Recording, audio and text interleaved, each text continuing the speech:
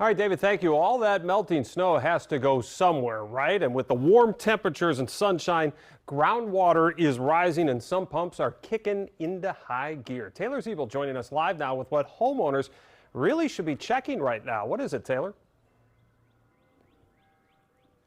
Hey Chris, with spring finally here, the amount of water flowing right now is increased by about 30%, even though the snowmelt is happening slowly. And that's according to the executive director of New Water, the brand of Green Bay Metropolitan Sewerage District.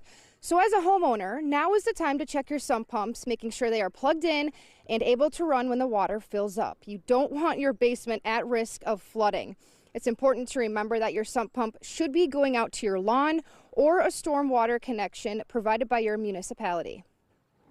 If it's going into to your sanitary line, that could back up your own basement or maybe your neighbor's basement as it proceeds down and maybe overwhelms the sewer. So that's what's really critical.